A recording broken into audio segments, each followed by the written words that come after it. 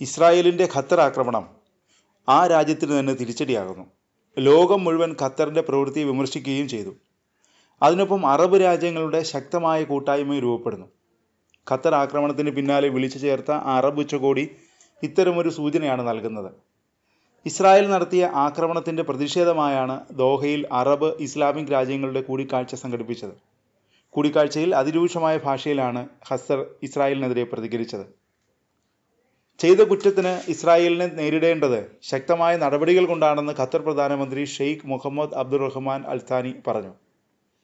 ഇസ്രായേലിനെതിരെ അറബ് രാജ്യങ്ങൾ ഒന്നിച്ചു നിൽക്കണം, അന്താരാഷ്ട്ര സമൂഹം ഇരട്ടത്താപ്പ് ഒഴിവാക്കണം, ഖത്തർ പ്രധാനമന്ത്രി ആവശ്യപ്പെട്ടു.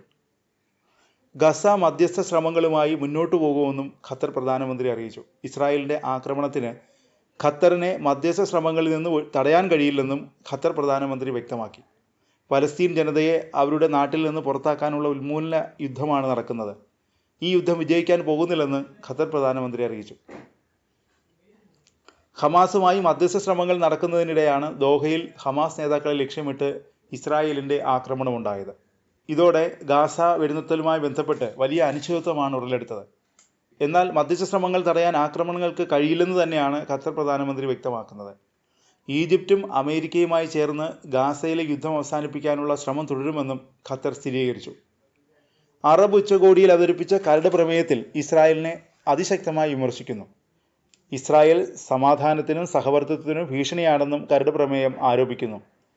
അറബ് രാജ്യങ്ങളെ വീണ്ടും ആക്രമിക്കുമെന്ന ഇസ്രായേൽ പ്രധാനമന്ത്രി ബെഞ്ചമിൻ നെതന്യാഹുവിൻ്റെ ഭീഷണി അപകടകരമായ പ്രകോപനമാണെന്നും പ്രമേയം കുറ്റപ്പെടുത്തി. അറബ് മുസ്ലിം ഉച്ചകോടി ഇസ്രായേലിനോട് എന്ത് നിലപാട് സ്വീകരിക്കണമെന്ന് ചർച്ച ചെയ്ത് തീരുമാനമെടുക്കും.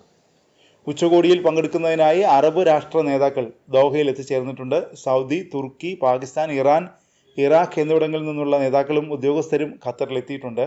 ഇസ്രായേലിനെതിരെ അന്താരാഷ്ട്ര തലത്തിൽ ഒന്നിച്ചു നീങ്ങാൻ ലക്ഷ്യമിട്ടുള്ള കരട് പ്രമേയം കഴിഞ്ഞ ദിവസം ദോഹയിൽ നടന്ന വിദേശകാര്യമന്ത്രിമാരുടെ കൂടിക്കാഴ്ചയിൽ അവതരിപ്പിച്ചിരുന്നു. ഉച്ചകോടിയിൽ ഇറാൻ പങ്കെടുക്കുന്നുണ്ടെന്നാണ് ഏറ്റവും ശ്രദ്ധേയം. ഖത്തറിന് ഐക്യദാർഢ്യം പ്രഖ്യാപിച്ച് ഇറാൻ വിദേശകാര്യമന്ത്രി അബ്ബാസ് അരാങ്ചിയാണ് ദോഹയിൽ നടക്കുന്ന ഉച്ചകോടിയിൽ പങ്കെടുക്കാനെത്തിയത്. ഇറാൻ ഇസ്രായേൽ സംഘർഷത്തിൽ ഇറാൻ ഖത്തറിലെ അമേരിക്കൻ വ്യോമത്താവളം ആക്രമിച്ചിരുന്നു. ദോഹയിലെത്തിയ ഇറാൻ വിദേശകാര്യമന്ത്രി ഖത്തർ പ്രധാനമന്ത്രിയുമായി സംസാരിച്ചു. യോഗത്തിൽ ഇരു രാജ്യങ്ങളും തമ്മിലുള്ള സഹകരണ ബന്ധങ്ങളും അവ ശക്തിപ്പെടുത്തുന്നതിനെക്കുറിച്ചും ചർച്ച ചെയ്തു.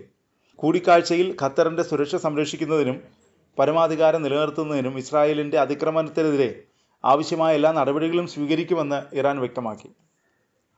ഖത്തറിനോടുള്ള തൻ്റെ രാജ്യത്തിൻ്റെ ഐക്യദാർഢ്യം ഇറാൻ വിദേശകാര്യമന്ത്രി ആവർത്തിച്ചു പറഞ്ഞു.